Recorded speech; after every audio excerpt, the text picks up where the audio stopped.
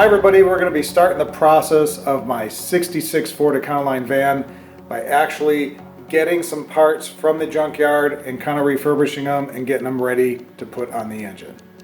Alright, so what we have is some rusty, old 1992 F-150 EFI exhaust headers, and we're going to actually put those in my neighbor's sandblaster, sandblast those puppies up. And then we got a bunch of VHT paint that we bought that we're going to actually doll these things up, make them look really nice, and get them ready.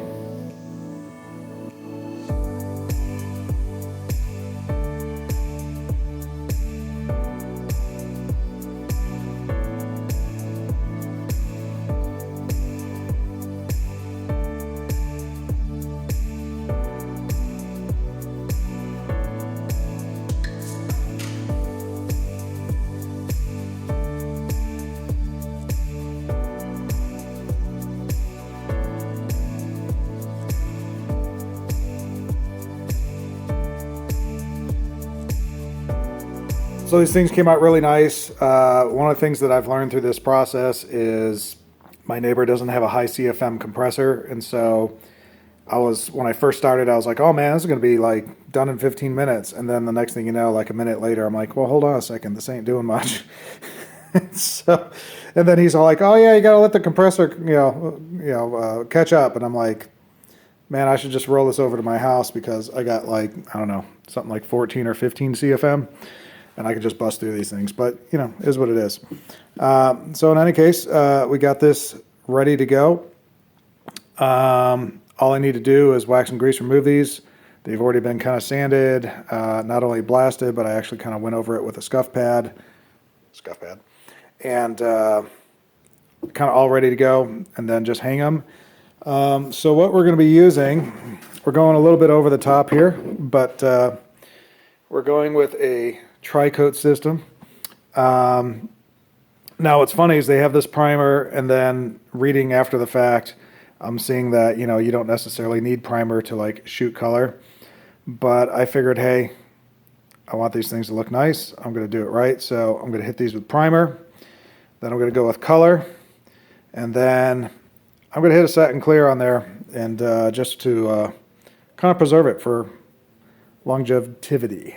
So all these cans say basically 2 light coats, 1 medium coat, 10 minutes in between. However, once you get to this process, it says wait 30 minutes after this final coat before you even start this process. So we're kind of going to go through that. This is a 3-hour, once you kind of add that all up, it's a good 2.5, 3 hours to do all this process.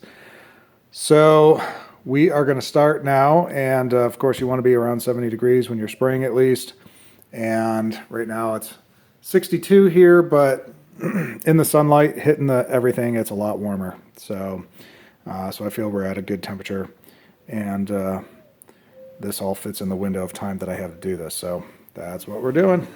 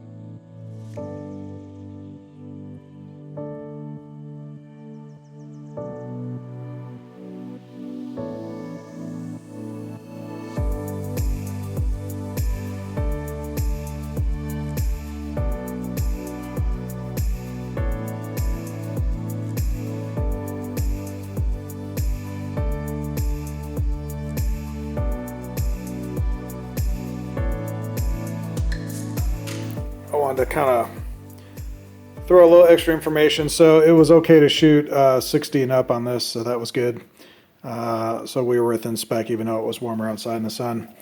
And all the when you go to do the color, you want to wait 30 minutes after the primer. When you want to do the clear, you got to wait 30 minutes after the color. So the other thing you want to do is you want to, and I believe because some of this is ceramic and things like that, not only do you want to shake it, before you start, that's what all cans do.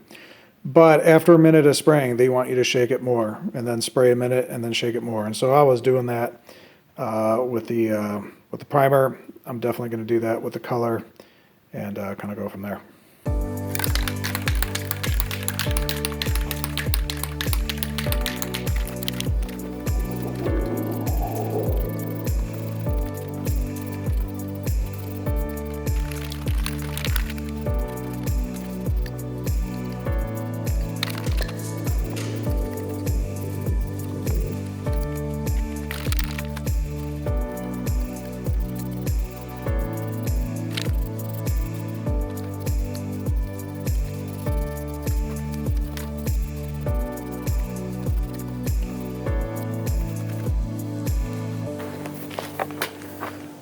So I'm really digging the color.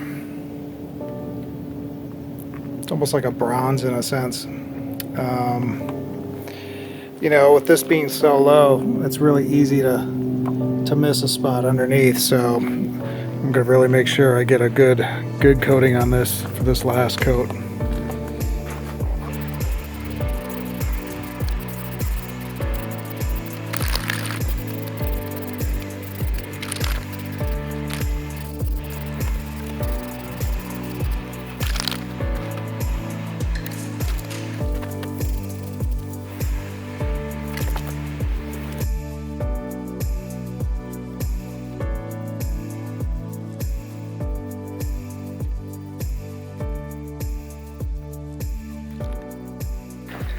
All right, you can see the nice glossy shine. That's gonna actually flash off to a satin, and these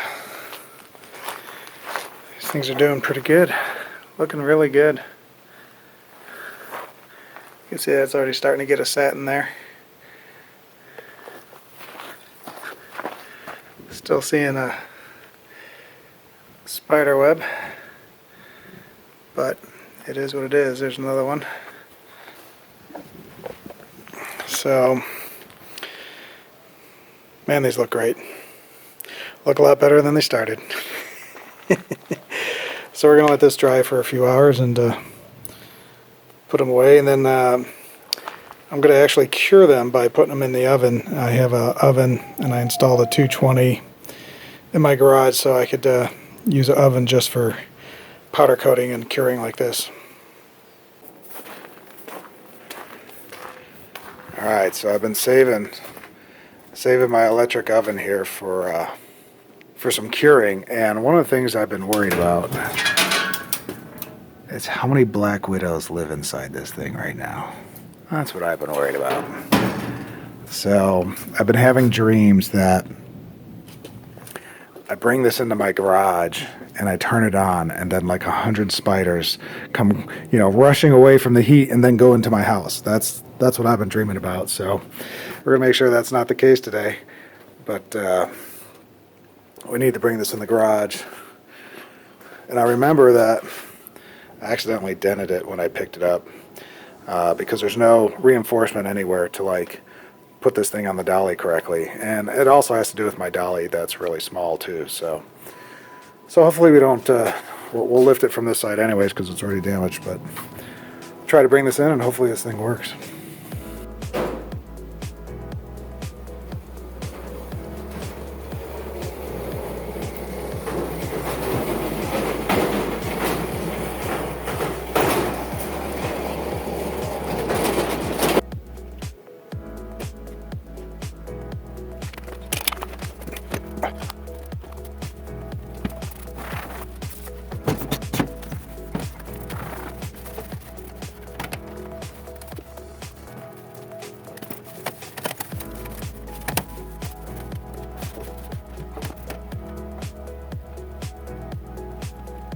Alright, so the oven's working,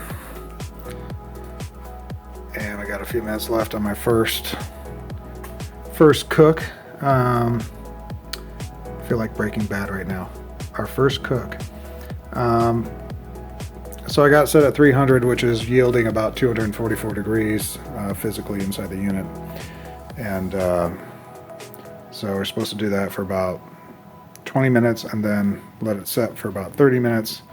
And then I believe the next cook is at 450 for 30 minutes or 20 minutes and then rest for 30 minutes.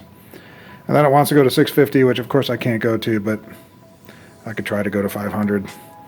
I'm kind of glad we're going in this process too of slowly bringing it up just to verify.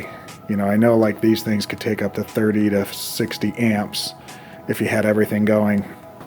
I'm only doing the oven, so I'm just gonna, you know, take it slow on this and make sure that I'm not blowing the circuit breakers, because I think I'm only using 30 amps on this circuit breaker. So we will see how it goes, but so far so great. All right, we're in our final leg here. We got these baked through 3 heat cycles, all at different temperatures.